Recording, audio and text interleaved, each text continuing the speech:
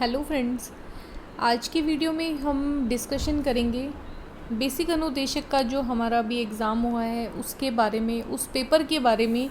वो पेपर देख के आपको भी अच्छे से आइडिया लग गया होगा। काफ़ी जगह उसके लीक होने के भी हमें न्यूज़ सुनने को मिल रही है और पेपर देख के आपको ऐसा लगेगा कि बेसिक अनुदेशक का जो पेपर है वो सीनियर वालों को दे दिया और सीनियर अनुदेशक का पेपर जो है वो दे दिया बेसिक अनुदेशक वाले अभ्यर्थियों को। अब आपके बेसिक वाले जो पेपर में जितने भी क्वेश्चंस आए हैं उसमें से 13 से 14 क्वेश्चन, 15 क्वेश्चन तक आपको मैं बता दूंगी जो डायरेक्टली आपके सिलेबस में दिए हुए ही नहीं है, बट आपसे पूछे गए हैं वो क्वेश्चन, वो आपके सिलेबस के अंदर से टॉपिक ही नहीं थे। और फिर हम उन क्वेश्चंस को देखेंगे कि सीनियर अनुदेशक में वो सिलेबस नाम से मेंशन कर रखे हैं, वो टॉपिक आपको नाम से मेंशन कर रखे हैं कि आपको वो पढ़ के आने हैं, सीनियर अनुदेशक में वो आएंगे। देखो आपको 97 वाला क्वेश्चन दिख रहा होगा, चेकसम इज़ यूज्ड फॉर। अब चेकसम क्या है? एक एरर डिटेक्शन टेक्निक है, नेटवर्किंग के अंदर ये आती है। नेटवर्किंग का हमें पढ़ना है। इंटरनेट ऑफ थिंग्स में आपको कहीं पे भी ये नहीं दिया कि आपको नेटवर्किंग में एरर डिटेक्शन टॉपिक पढ़ना है। देन हम बात करेंगे, दूसरा पोर्शन इन्होंने दिया यहाँ पे, network security, protecting computer from virus and malicious attack, firewall और उसकी यूटिलिटी, बैकअप और उसकी रिस्टोर डेटा, नेटवर्किंग लैन वैन के बारे में पूछना है, और सिक्योरिटी और एथिकल हैकिंग। ये पोर्शन में भी कहीं पे एरर डिटेक्शन की टेक्निक्स नहीं दी हुई।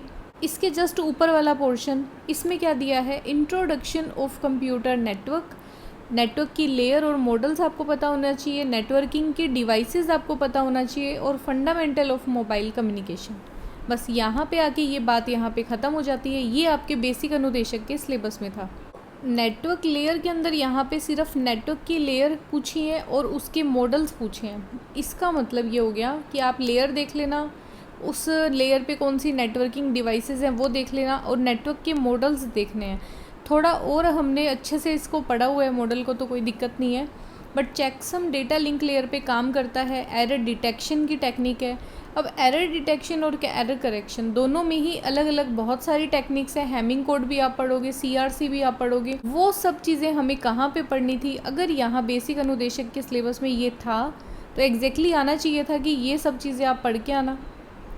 इसके कंपैरिजन में आप अब देखो सीनियर अनुदेशक का सिलेबस, यहाँ पे आपको दिया है कि OSI रेफरेंस मॉडल और TCP रेफरेंस मॉडल आपको पढ़ के आनी है। फंक्शंस क्या है? अलग अलग लेयर के फंक्शंस ऑफ डिफरेंट लेयर, प्रत्येक लेयर के आपको फंक्शन भी पता होने चाहिए। और फंक्शंस के अंदर जब हम बात करते हैं तो वो आता है कि डेटा लिंक लेयर क्या क्या फंक्शन परफॉर्म करती है, क्या क्या काम करती है। इतना डीपली अगर वो सिलेबस में ही नहीं लिखेंगे तो हम करेंगे क्यों? ठीक है, तो ये क्वेश्चन आपका डायरेक्ट पता चलता है कि बाहर है, आउट ऑफ द सिलेबस है। FTP का मान लेते हैं कि हमने पढ़ा है, बाइनरी सर्च ट्री हमने पढ़ा है। इसमें देखो XML भी चलो मान लेते हैं कि बेसिक अनुदेशक में उन्होंने XML दिया है। प्रीफिक्स नोटेशन का भी मान लेते हैं। अब एक क्वेश्चन आपको देखना है 13 number, if 3 threads are trying to share a single object at the same time which condition will arise in scenario. आप थ्रेड को कब पढ़ोगे? जब आपको थ्रेड सिलेबस में दिया होगा। ऑपरेटिंग सिस्टम के अंदर ये टॉपिक था। सीनियर अनुदेशक का सिलेबस आपके सामने है, और डिस्क शेड्यूलिंग के साथ में RPC प्रोसेस की थ्रेड्स, आपको प्रोसेस पढ़ना है, देन थ्रेड्स पढ़नी है और उनके सिंक्रोनाइजेशन पढ़ने हैं। देन आपको और भी सिलेबस यहाँ पे दे रखा है। अब थ्रेड आपने ये देखा है सीनियर अनुदेशक का सिलेबस,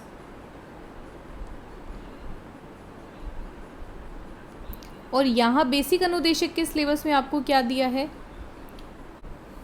कि आपको ओवर सिस्टम का एक ओवरव्यू पता होना चाहिए, प्रोसेस मैनेजमेंट आपको पता होना चाहिए, और फाइंडिंग एंड प्रोसेसिंग फाइल्स। इसके बाद में आपका ऑपरेटिंग सिस्टम का सिलेबस जो है वो ख़त्म हो जाता है।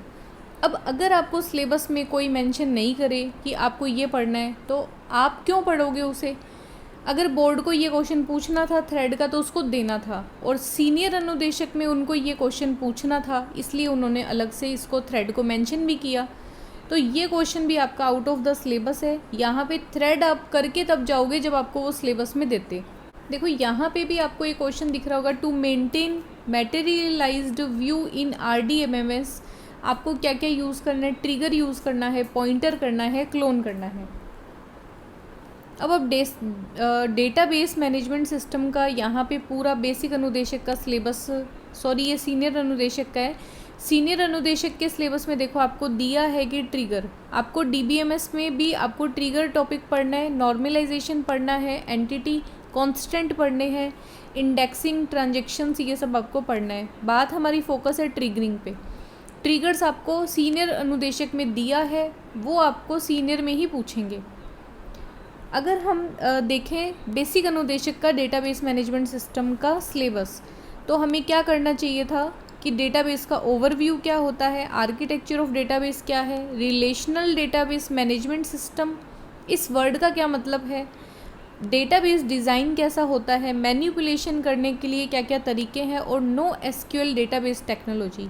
क्या आपको यहाँ पे कहीं पे ट्रिगर वर्ड देखने को मिला? तो ये क्वेश्चन भी हमारा आउट ऑफ द सिलेबस हो जाता है। अब नेक्स्ट क्वेश्चन की हम बात करेंगे। ये 48 नंबर क्वेश्चन आपको दिख रहा होगा। Which one of the following is not a software process model. आप इसको अच्छे से देखो क्या लिखा है यहाँ पे, कौन सा एक सॉफ्टवेयर प्रोसेस मॉडल नहीं है। सॉफ्टवेयर इंजीनियरिंग का ये क्वेश्चन है। ये सामने आपके पास सिलेबस है बेसिक अनुदेशक में। क्या आपको कहीं पे दिया गया कि सॉफ्टवेयर इंजीनियरिंग आपको पढ़ के जाना है? आपको अलग से मेंशन किया गया है कि आपको सिर्फ सैड पढ़ के जानी है, सिस्टम एनालिसिस एंड डिज़ाइन आपको पूरा करना है, और इसमें कहीं पे भी ये टॉपिक नहीं है। Kokomo model, spiral model, prototype model, ये सब हम कहाँ देखते हैं? सॉफ्टवेयर इंजीनियरिंग में। और अब मैं आपको दिखाती हूँ सीनियर अनुदेशक का सिलेबस। सीनियर अनुदेशक के सिलेबस में देखो आपको यहाँ पे दिखेगा कि सिस्टम के सारे मॉडल आपको पढ़ के जाने हैं, सॉफ्टवेयर की रिक्वायरमेंट स्पेसिफिकेशन, डीएफडी, और सॉफ्टवेयर टेस्टिंग क्या क्या यूज़ लेंगे वो, और सॉफ्टवेयर प्रोजेक्ट मैनेजमेंट। तो ये क्वेश्चन भी आपका आउट ऑफ द सिलेबस है। नेक्स्ट हम बात करेंगे, ये क्वेश्चन तो काफ़ी चर्चा में भी हो गया, बहुत सारे मैंने यूट्यूब वीडियोस भी देखे। इसरो के अंदर आया हुआ क्वेश्चन है ये, जिसमें आपको डिकोडर दे रखे हैं, रैम चिप की कैपेसिटी बता रखी है, और पता नहीं क्या क्या इसमें दे रखा है। इसरो के अंदर आया हुआ क्वेश्चन है ये, नेट के अंदर आया हुआ क्वेश्चन है, गेट के अंदर ये रिपीटेड क्वेश्चन आया हुआ है। तो ये क्वेश्चन क्या बेसिक अनुदेशक के सिलेबस में था? अगर ये सिलेबस में डालते तो आप सब ये ज़रूर पढ़ के जाते, बट इन्होंने नहीं डाला तो आप ये नहीं पढ़ के जाओगे, नॉर्मल सी बात है। हमें तो हमारा सिलेबस पूरा करना है, तो ये भी आपका आउट ऑफ द सिलेबस है। अब आप एक क्वेश्चन देखो 36 नंबर का, इसमें इन्होंने पूछा टप्पल रिलेशनल कैलकुलस का हमें रिज़ल्ट बताओ, ठीक है। और यहाँ पे देखो रिलेशनल अलजेब्रा, डेटाबेस में ये टॉपिक होता है relational algebra, calculus, database integrity, constants, triggers. Trigger के बारे में एक क्वेश्चन हम पढ़ चुके हैं, और यहाँ पे क्वेश्चन पूछा है आपसे रिलेशनल कैलकुलस, ये जो है ना इसमें से, ये सीनियर का पेपर मैं आपको दिखा रही हूँ। बेसिक के अंदर आप डेटाबेस का जो पूरा टॉपिक है ये आप देखो, आपको क्या यहाँ पे कहीं पे भी कैलकुलस टॉपिक, रिलेशनल कैलकुलस या फिर ये ऐसा कोई वर्ड देखने को मिल रहा है? तो यहाँ पे ये वर्ड आपको देखने को नहीं मिल रहा। ये क्वेश्चन भी आपका आउट ऑफ द सिलेबस है। मिनिमल कीज़ निकालनी, प्राइमरी की के क्वेश्चन आपने दे दिए, वो सब हम मान लेते हैं कि चलो ठीक है, डेटाबेस के अंदर हमें बेसिक वो चीज़ें पता होनी चाहिए, और यहाँ पे अगर रिलेशनल डेटाबेस का जिक्र कर दिया तो हम उनको पढ़ लेंगे, बट वो चीज़ें जो आपने मेंशन ही नहीं की वो हम कैसे करें? तो ये तो पूरा पूरा एक मजाक हो गया बच्चों के साथ में। अब एक क्वेश्चन में यहाँ पे आपको ये थोड़ा सा क्लियर नहीं है, 73 नंबर का एक क्वेश्चन आपको यहाँ पे दिख रहा होगा। एक यहाँ पे आपको 73 नंबर का भी क्वेश्चन दिखेगा, और रिलेशनल अलजेब्रा का ही ये क्वेश्चन है। इसमें हमसे पूछा है कि यूनरी ऑपरेशन कौन सा होता है। तो रिलेशनल अलजेब्रा आपको नहीं दिया, आपको वो नहीं करना था। बेसिक अनुदेशक के सिलेबस में रिलेशनल अलजेब्रा, रिलेशनल कैलकुलस नहीं थे। एक नेक्स्ट क्वेश्चन में अब आपको और दिखाना चाहूँगी। एक यहाँ पे 90 नंबर पे आपको दिख रहा होगा, एक आईपी पैकेट है, उसके बारे में डिटेल पूछी गई है कि फर्स्ट 8 बिट एज ये है और which of the following is correct. तो जो रिसीवर है वो रिजेक्ट करेगा पैकेट को। The total number of byte in header is 16 byte. इस तरीके से आईपी पैकेट के ऊपर आपको जब इतनी पूरी डिटेल पूछनी है, आप उसको बताओगे कि आपको आईपी पढ़ के जाना है, और यहाँ पे बताया भी है कि आईपी प्रोटोकॉल जो है वो हमें पूरा कंप्लीट अच्छे से करके जाना है, इंक्लूडिंग क्या क्या इंक्लूडिंग किया है कि राउटिंग भी पढ़नी है, कंजेशन कंट्रोल भी आपको देखना है, टीसीपी और यूडीपी और डीएनएस ये सब आपको पढ़ना है। ये सिलेबस किसका है? ये सिलेबस है आपका सीनियर अनुदेशक का, ठीक है, सीनियर इंस्ट्रक्टर का। और यहीं पे अगर हम बात करें बेसिक इंस्ट्रक्टर की, तब आप नेटवर्किंग के ये पूरा का पूरा जो सिलेबस है ये आप इसमें ढूंढो। आपको अगर आईपी मिल जाए, आईपी पैकेट, ठीक है, तो आप इसको यहाँ पे देखो।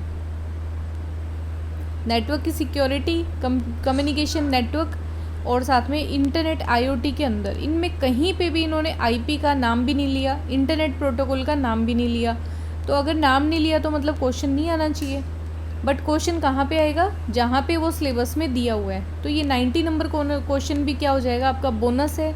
ये सीनियर अनुदेशक के जो सिलेबस है उसके अकॉर्डिंग ही पूछा गया था।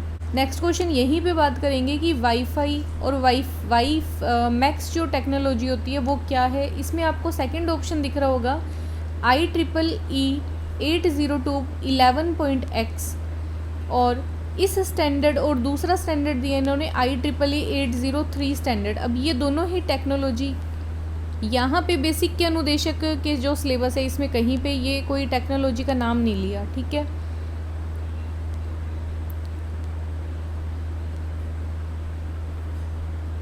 वहीं पे अगर हम सीनियर अनुदेशक के सिलेबस की बात करें तो इन्होंने बिल्कुल सही क्वेश्चन पूछा था, मगर पूछना कहाँ पे चाहिए था इनको? सीनियर अनुदेशक में, कि 802.5, 802.11 या इससे रिलेटेड जितनी भी टेक्नोलॉजीज़ हैं वो सब आपको पढ़नी है, और ये सब का सब आपको इंट्रोडक्शन से लेके ऊपर तक आपको कंप्लीट करना है। तो ये टॉपिक कहाँ पे आना था? ये पूछा जाना था आपका सीनियर अनुदेशक के एग्ज़ाम में। ऊपर वाला क्वेश्चन भी आपको दिख रहा होगा, ए ब्लैक होल इन ए डीएफडी। डीएफडी के बारे में पूछा है। देखो डीएफडी क्लियरली आपको सॉफ्टवेयर इंजीनियरिंग में आपको दिखेगा कि सॉफ्टवेयर की रिक्वायरमेंट स्पेसिफिकेशन क्या होती है और उसके डीएफडी, है ना, ये हमें पढ़ना था। बात करें अगर बेसिक अनुदेशक में तो यहाँ पे पूरा सैड आपको दिया है। सैड में feasibility study, feasibility analysis, structure analysis, structure का design, object oriented modelling using UML, testing और सिस्टम की इम्प्लीमेंटेशन, मेंटेनेंस। कहीं पे भी यहाँ पे इन्होंने डीएफडी नहीं दिया। ये भी आपका क्वेश्चन क्या था? ये भी आपका बोनस वाला क्वेश्चन है। नेक्स्ट क्वेश्चन में आपको एक और क्वेश्चन बताऊंगी, accounting semaphore was initialised to 8। अब ये क्वेश्चन कहाँ पे आया है ये आपने देख लिया होगा, बताने की ज़रूरत नहीं है। नेट में क्वेश्चन आता है, गेट के अंदर ये क्वेश्चन आता है। और इन्होंने कहाँ दिया? सीनियर अनुदेशक में देते तो वो जचता था, बट इन्होंने दिया बेसिक अनुदेशक में। ये क्वेश्चन सीनियर अनुदेशक वाले एग्ज़ाम में भी नहीं आया। सीमाफोर का क्वेश्चन था, ऑपरेटिंग सिस्टम का ये टॉपिक है। अब आपको जो सिलेबस दिख रहा है ऑपरेटिंग सिस्टम का, ये हम देख चुके हैं कि आपको एक ओवरव्यू करके आना है, प्रोसेस मैनेजमेंट देखना है, फाइंडिंग और प्रोसेसिंग फाइल्स आपको पढ़ के आनी है, कुछ नहीं है और बाकी ऑपरेटिंग सिस्टम के बारे में। और सीनियर अनुदेशक में अब देखो आपको यहाँ पे सिलेबस दिखेगा ऑपरेटिंग सिस्टम का, जिसमें आपको memory management, file system, disk scheduling, client server architecture in distributed environment, RPC, process thread, उसके सिंक्रोनाइजेशन, इसके अंदर ही ये पूरे टॉपिक में से ही ये जो आपका जो सिलेबस है सीमाफोर वाला क्वेश्चन, ये भी आपका किस में आ जाता है? इस प्रोसेस वाले टॉपिक में से आ जाएगा। ये भी किसका पार्ट है? ये भी आपका सीनियर अनुदेशक का ही पार्ट मैंने आपको यहाँ पे दिखा रखा है, ठीक है। ये भी आपका बोनस क्वेश्चन है। ये क्वेश्चन आपका बेसिक में बिल्कुल भी नहीं आना चाहिए था। फिर हम बात करेंगे ये जो आपको 3NF दिख रहा है, 3NF, 4NF, 5NF, BCNF। DBMS में जो बच्चे 6-6 महीने से कोर्स करके गए हैं, अगर ये वो नॉर्मलाइजेशन देते तो वो भी पूरा कर लेते, बट इन्होंने दे कहाँ पे रखा है? नॉर्मलाइजेशन दे रखा है इन्होंने सीनियर अनुदेशक के सिलेबस में। ये बच्चे नॉर्मलाइजेशन पढ़ के गए थे सीनियर वाले। बात करें बेसिक अनुदेशक की तो देखो डेटाबेस का पूरा syllabus, overview, architecture, relational database management system, database का design, NoSQL, selecting right database. क्या आपको कहीं पे नॉर्मलाइजेशन टॉपिक दिखा? तो बेसिक में ये दिया नहीं है, इसलिए इनको क्वेश्चन पूछना नहीं था। क्वेश्चन पूछने वाला कहाँ था? जहाँ इन्होंने सिलेबस में दिया, नॉर्मलाइजेशन आना था सीनियर अनुदेशक के सिलेबस में। नेक्स्ट क्वेश्चन में एक एनकोडिंग स्कीम है जिसमें 24 बिट जो है वो 4 6 बिट चंक्स हैं, eventually are send a 32 bit frame. Encoding schemes कहाँ पे पढ़नी थी, इंक्रिप्शन, डिक्रिप्शन, AES, IES, ये सारे एल्गोरिदम, की मैनेजमेंट, सिमेट्रिक, एसिमेट्रिक, सभी सिमेट्रिक, एसिमेट्रिक, इंक्रिप्शन इंक्लूडिंग कौन कौन सी इंक्रिप्शन, DES, AES, ये जो सारी इन्होंने दे रखी है। यहाँ पे ये इंक्रिप्शन आपको पूछना चाहिए था, बट आपने पूछा कहाँ पे, बेसिक अनुदेशक के सिलेबस में। और यहाँ अगर हम नेटवर्किंग का पूरा सिलेबस अगर आप चेक करोगे, कोई आपसे इंक्रिप्शन डिक्रिप्शन की टेक्निक के बारे में चर्चा नहीं है। ये भी क्वेश्चन आपके आउट ऑफ द सिलेबस है। नेक्स्ट देखो, एक्सेप्शन हैंडलिंग, ट्राई ब्लॉक है और कैच ब्लॉक है, इन दोनों के बारे में हमें डिटेल बतानी है। आप यहाँ पे बेसिक अनुदेशक के एक बार प्रोग्रामिंग वाला पूरा का पूरा पोर्शन देखो। प्रोग्रामिंग में इन्होंने क्या दिया है, आपको C पढ़ना है, C++, जावा का एक इंट्रोडक्शन देखना है, और लिखा है क्लियरली इंट्रोडक्शन। फिर है .NET, artificial intelligence, machine learning, Python, blockchain, even Python मैंने भी आपको करवाया एक वीडियो में एज अ इंट्रोडक्शन। ठीक है, इंट्रोडक्शन वही होता है, एक क्लास में 2 क्लास में आपने ले लिया, उसका फंडामेंटल आपने पूरा अच्छे से समझा, कैसे उसमें हम प्रिंट करते हैं, कैसे हम उसमें कुछ और करते हैं। अगर आपको डीप के अंदर कोई कॉन्सेप्ट पूछना है, जैसे ये कॉन्सेप्ट जो है वो जावा लैंग्वेज से रिलेटेड है, जावा से रिलेटेड अगर आप डीप कॉन्सेप्ट पूछोगे तो आपको बताना पड़ेगा, और वो इन्होंने सीनियर अनुदेशक में ज़रूर बताया है कि जावा जो है उसमें से हम पूछेंगे इनहेरिटेंस, पॉलीमॉर्फिज्म, एक्सेप्शन हैंडलिंग, ये आपका टॉपिक है एक्सेप्शन हैंडलिंग का। और यहाँ आपको क्लियरली पिक्चर यहाँ पे दिख रही होगी पेपर के अंदर कि एक्सेप्शन हैंडलिंग अगर आप करोगे तो आप इन चारों स्टेटमेंट में से क्या क्या स्टेटमेंट गलत है और क्या क्या सही है, ये आप बता कब पाओगे, जब आपने एक्सेप्शन हैंडलिंग को पढ़ा होगा। और वो कब पढ़ेंगे, जब आप हमें सिलेबस में बताओगे। तो सीनियर वाले बच्चे ये पढ़ के गए थे, बट बेसिक के सिलेबस में नहीं है, तो बेसिक वालों के लिए ये बिल्कुल out of the syllabus question है। फिर नेक्स्ट हम बात करेंगे, विच of the following is combinational logic circuit has 2 की power n input line and a single output line. क्या है ये, डीमल्टीप्लेक्सर है, डिकोडर है, मल्टीप्लेक्सर है, या एनकोडर है। अब ये क्वेश्चन है डिजिटल लॉजिक सर्किट का या सिस्टम का।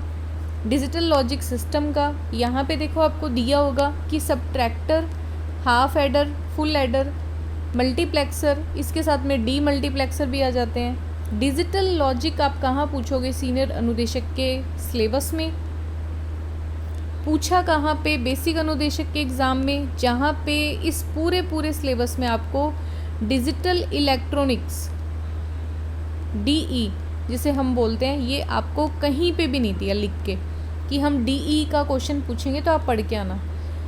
अगर ये इतना भी लिख देते कि इंट्रोडक्शन ऑफ DE, तब भी जो सभी जितने भी कोचिंग इंस्टीट्यूट है या और भी सब टीचर ने पढ़ाया वो आपको ये ज़रूर करवाते, मल्टीप्लेक्सर क्या होता है, डी मल्टीप्लेक्सर क्या होता है, ये बेसिक टर्म्स होती हैं। और अगर DE का वो नाम भी ले लेते तो वो ज़रूर करवाते, बट क्यों नहीं करवाया, सबने क्यों आपको बेसिक लेवल से करवाया, क्योंकि यहाँ पे दिया हुआ नहीं है। अब करवाने को तो 16-17 सब्जेक्ट है, अगर वो सारे करवाते तो 3 महीने में वो करवाना पॉसिबल नहीं था, और वो ही सिलेबस सब लोगों ने उठाया जो आपका बेसिक अनुदेशक में आना चाहिए था। इन क्वेश्चंस में से मैंने आपको एक एक्सेप्शन हैंडलिंग का बनाया, आप काउंटिंग करते रहना। दूसरा क्वेश्चन मैंने आपको सीमाफोर का, तीसरा इंक्रिप्शन का, चौथा जो एक रैम चिप वाला वो इसरो का क्वेश्चन आया हुआ वो आपके आया है, 5वां क्वेश्चन रिलेशनल अलजेब्रा का, 6ठा क्वेश्चन रिलेशनल कैलकुलस का, और 7वां क्वेश्चन रिलेशनल कैलकुलस के 2 क्वेश्चन आए हुए हैं। फिर हमने नॉर्मलाइजेशन का टॉपिक पढ़ा, 7वां नंबर क्वेश्चन। 8वां थ्रेड जो है ऑपरेटिंग सिस्टम में वो सीनियर का था। फिर 9वां 10वां क्वेश्चन लगभग हो जाएगा वाईफाई टेक्नोलॉजी का, जो वो क्वेश्चन हमने देखा, और DFT का हो जाएगा 11वां। सॉफ्टवेयर इंजीनियरिंग का जो क्वेश्चन है वो भी आपके सिलेबस में नहीं है, 12वां। और DBMS के अंदर ट्रिगर वाला हमने एक ऑप्शन देखा था 13वां। और 13 से 14 से 15 क्वेश्चन तक मैंने आपको यहाँ पे बताए हैं, आप इनकी अच्छे से काउंटिंग कर लेना। ये हमारे टॉपिक जो हैं सिलेबस में थे ही नहीं, अगर होते तो इनका डिस्कशन हम ज़रूर करते। और इस तरह से ये अपने जो बेसिक अनुदेशक वाले जो बच्चे हैं उनके साथ मजाक हुई है, ये मजाक बोर्ड ने की है या फिर गवर्नमेंट ने की है, ये तो समझ नहीं आ रहा। बट आपको भी अब क्लियर एकदम अच्छे से समझ आ गया होगा जो पेपर सीनियर अनुदेशक वालों को देना था वो इन्होंने बेसिक को दे दिया, और जो बेसिक का पेपर था वो इन्होंने सीनियर अनुदेशक वालों बच्चों को दे दिया। हमने जितना भी प्रैक्टिस की, जितने भी हमने वीडियोस देखे, पुराने प्रीवियस ईयर के क्वेश्चंस निकाले, 50 से 55 क्वेश्चन, मैं खुद देख के हैरान हो गई थी। 50 से 55 क्वेश्चन आपको सीनियर अनुदेशक वाले में वो मिलेंगे जो हमने डिस्कस किए थे। और मैं नहीं कह रही कि सिर्फ मैंने किए, वो आपको सब जितने भी अच्छे टीचर्स हैं जो जिन की गाइडेंस में आप सब लोगों ने पढ़ाई की, अपने 6-7 महीने आपने उनको दिए, उन सब टीचर्स के कोर्स में से 55-60 क्वेश्चन तक डायरेक्ट क्वेश्चन आए हैं। PGDCA का लेवल माने, चाहे BCA का माने, चाहे MCA का माने, उन बच्चों को देखते हुए जिन्हें बेसिक अनुदेशक बनाना था और जो इन्होंने सिलेबस दिया उस सिलेबस के अकॉर्डिंग वो पेपर ही आपको मिलना था। पेपर क्या था वो भी आपने देख लिया होगा, नहीं देखा तो हम वो कल तक डिस्कस कर लेंगे। पूरे पेपर की जो आंसर कीज़ हैं वो देखेंगे हम, सेकंड पेपर कंप्यूटर साइंस की, तब आपको अच्छे से समझ आएगा कि ये जो ऐसे मीम्स बन रहे हैं, टेलीग्राम पे भेज रहे हैं कि बेसिक का सीनियर को दे दिया, सीनियर को का बेसिक को पेपर दे दिया, तो वो बिल्कुल सही है, उसमें कोई दो राय नहीं है। अब ये पेपर कैंसिल होता है या फिर ये 14-15 क्वेश्चन कटेंगे या आपको इसका बोनस मिलेगा, वो डिपेंड करता है बोर्ड के ऊपर। बट ये हमें मेंशन करना चाहिए और ये आगे लाना चाहिए। एटलीस्ट हमें शिकायत तो करनी चाहिए कि ये जो क्वेश्चंस हमारे हैं ये सिलेबस में ही नहीं थे और फिर भी बेसिक अनुदेशक वालों को ये क्वेश्चन देखने को मिले। आई होप आपको समझ आया होगा। ये वीडियो अगर आपको यूज़फुल लगी है तो आप इसे आगे शेयर करें। और ये क्वेश्चंस मैंने आपको मेंशन करके सिलेबस दिखा के इसीलिए बताए हैं ताकि ये आपको कहीं ना कहीं हेल्प कर सके, और एक तरह से ऑब्जेक्शन लगाने के लिए भी आपको ये डायरेक्ट क्वेश्चन मिल गए हैं। इन क्वेश्चंस की सहायता से आप इसको सिलेबस में सेट करके जैसे भी आपको क्वेश्चंस करना है, कोई किसी भी तरीके की अगर कोई आगे की कार्रवाई आपको करनी है तो आप अपने बेस पे वो भी करें। और निराश होने की कोई बात नहीं है, जो भी पेपर हुआ है उसमें गलती आप लोगों की नहीं है और ना जो पढ़ा रहे हैं उनकी गलती है। सब लोगों ने बहुत अच्छे से मेहनत की है। आपने अपने 6-6 महीने 8-8 महीने इस एग्ज़ाम को दिए हैं दिन रात एक करके, और जो टीचर्स हैं उन्होंने भी बहुत दिन रात एक करके आप सब लोगों को पढ़ाया, तो हमें उनका सम्मान करना चाहिए। साथ में जो भी गलती हुई है, चाहे गवर्नमेंट से हुई चाहे बोर्ड से हुई, वो गलती जिसकी हुई है तो सुधारनी भी उसे ही पड़ेगी, हम कुछ थोड़ी ना कर पाएंगे। तो इस वजह से हमें पॉजिटिव रहना है और साथ में आगे की तैयारी के बारे में भी सोचना है। इसमें से भी अगर अपन को ये क्वेश्चन डिलीट हो जाए या इनका बोनस मिल जाए या किसी भी रिवर्स कंडीशन में ये भर्ती ही कैंसिल हो जाए, दोबारा से जो है वो पेपर लें, ये पूरा का पूरा पेपर ही आपका कैंसिल हो जाए, सभी कंडीशन के लिए आपको प्रिपेयर रहना है। आपको अपनी तैयारी पे भी साथ साथ में फोकस करना है। मैं ये उम्मीद करती हूँ कि आप सबके साथ में न्याय हो और जो आपने मेहनत की आपको उसका फल ज़रूर मिले। मिलते हैं नेक्स्ट वीडियो में। Thanks for watching.